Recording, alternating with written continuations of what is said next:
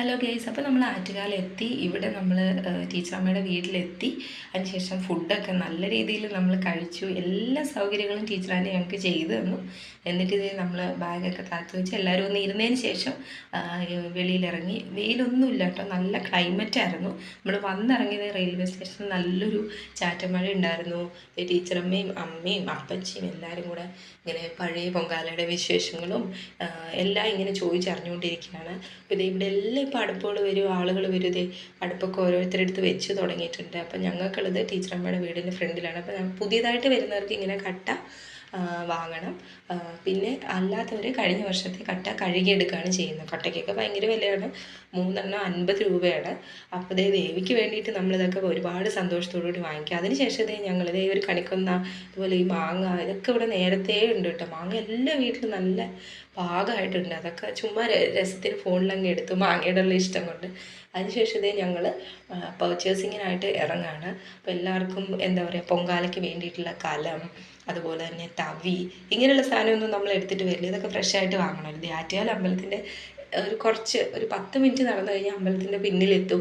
അത്ര ദൂരത്തായിരുന്നു ഞങ്ങളുണ്ടായിരുന്നുള്ളത്. അപ്പം നമ്മൾ നടന്ന് അവിടെ വന്നത് ഒരുപാട് കടകളും കച്ചവടങ്ങളും ഒക്കെയാണ്. ഇത് നമ്മുടെ തെരളി ഉണ്ടാക്കാനുള്ള എന്താ പറയുക, നമ്മുടെ കുമ്പിളപ്പം എന്നൊക്കെ പറയില്ലേ, അതിനുള്ള ഇലയാണ് കേട്ടോ കിടക്കുന്നത്. അപ്പോൾ എല്ലാ സാധനങ്ങളുണ്ട്. പലഹാരങ്ങളായിക്കോട്ടെ, കച്ചവടക്കാരെ തട്ടിയിട്ട് നമുക്ക് നടക്കാൻ പറ്റുള്ള എന്ത് വേണോ അതെല്ലാം ഉണ്ട്. അവർ പറയണ വില നമ്മൾ കൊടുക്കണം. പിന്നെ നമ്മൾ നന്നായിട്ട് ബാർഗെയിൻ ചെയ്യുകയാണെന്നുണ്ടെങ്കിൽ നമുക്ക് നമ്മുടെ റേറ്റ് കിട്ടും. ഇപ്പോൾ ഈ കടയിൽ നമ്മൾ സെറ്റ് സാരി വാങ്ങാൻ കയറി, പക്ഷെ വലിയ സെലക്ഷൻ ഒന്നും ഉണ്ടായില്ല. അതുകൊണ്ട് ഞങ്ങൾ അവിടെ നിന്ന് പെട്ടെന്ന് ഇറങ്ങി.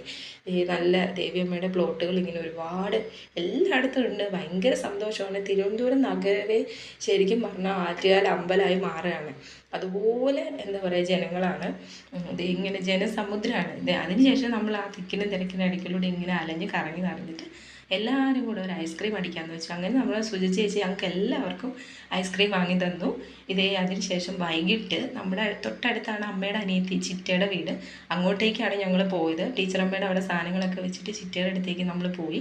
അവിടെ ചിറ്റയുടെ ഫ്രണ്ട് സിന്ധു ആൻറ്റി, നമ്മുടെ ഗായത്രി കുട്ടി, പിന്നെ നമ്മുടെ അക്കച്ചി എല്ലാവരും ഉണ്ടായിരുന്നു. എല്ലാവരും ഭയങ്കര കമ്പനിയായിരുന്നു.